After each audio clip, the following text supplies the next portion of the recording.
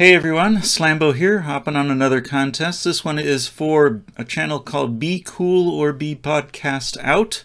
He's celebrating 666 subscribers. He's well beyond that now, almost to 1,000, which is the cutoff point for him to do the drawing. So there's only a day or two left to get in on this one, if you want to do it still, or if you just want to do a reply later with the answering the questions. You know, you do a reply later and you still point people over his way. So again, we'll have the link below for the original contest video announcement. Okay, so the questions were pretty simple. The number 666 is the theme, and he asked us to show 2 records from the year we were 6 years old, 2 records from the year we were 16 years old, and 2 records from the year we were 26 years old. So for me, that would be 1975, 1985, and 1995.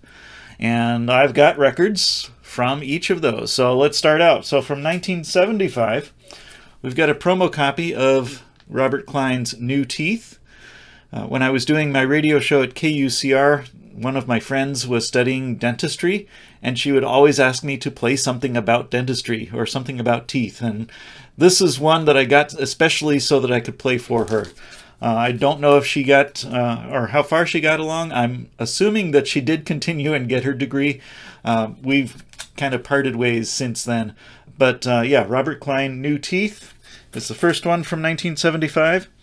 And the second one, I can't do a video without showing some kind of Monty Python. This is my most recent Monty Python acquisition, the Matching Tie and Handkerchief. This one is one of the very few 3-sided records. On one side of this record, there are 2 grooves that parallel each other all the way in, so that's how it counts as 3 sides. So you can get 2 different sets of tracks on one side and then 1 set of tracks on the other side. This has a die cut here in the front, and it's made to look like a box. These are not promo cuts. These are not corner cuts. This is actually die cuts on the corner so that it looks like a box of the Matching Tie and Handkerchief.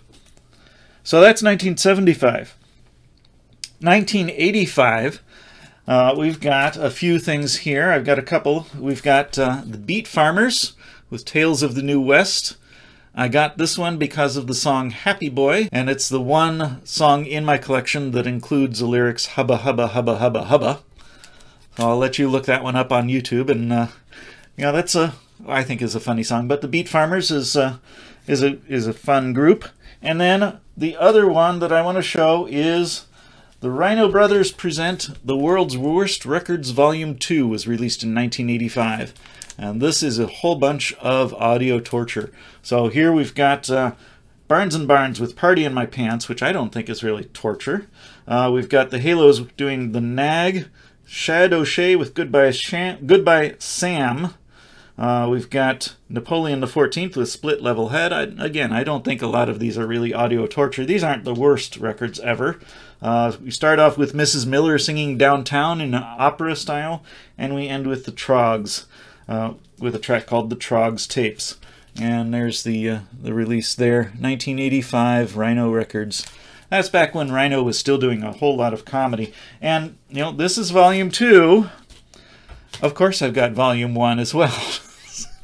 Volume 1, there are some copies out there that included a barf bag, and I don't have the copy with the barf bag. I just have a copy of the record itself. This one includes the Novas, Heathen Dan, the Temple City Kazoo Orchestra, Ogden Edsel, the Breakers, and Wildman Fisher doing several different songs, each having at least one song each on there. But yeah, Rhino Brothers present The World's Worst Records.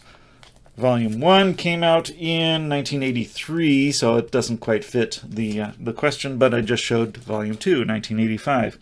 And as a bonus for 1985, another actual bonus, 1980s, you know, mid-80s is when we started switching over to buying CDs instead of vinyl. And I do have one released in 1985. This is Weird Al Yankovic, Dare to Be Stupid. The title track on here is one of his style swipes. It's an original song. It's not a parody, but Dare to Be Stupid is his version of basically every Devo song on that they had released so far. So the CD itself is pretty plain, but Dare to Be Stupid is one of those records that every Weird Al collector has to have that one. So in 1995, I was almost exclusively buying CDs. I only got a record if it was not yet reissued on CD. At that time, my strategy was to switch to buying CDs unless I can't get it on CD and I can only get it on vinyl. The two that I'm going to show from 1995, the first one is basically a reissue, but it's the Boswell Sisters, the Art Deco series. That's how Rhythm was born. The Boswell Sisters are a trio of female singers that in the style of the Andrews Sisters.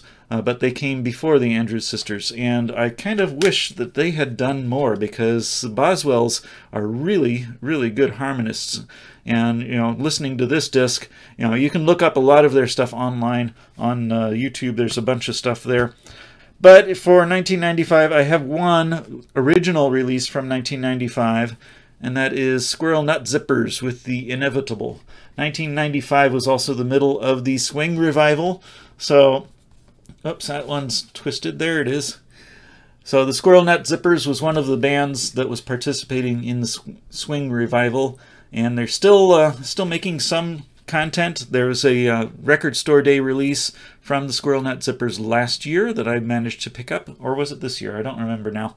One of the two record store days that I was able to participate, there was a Squirrel Nut Zippers release. I'll have that down in the notes here, yeah.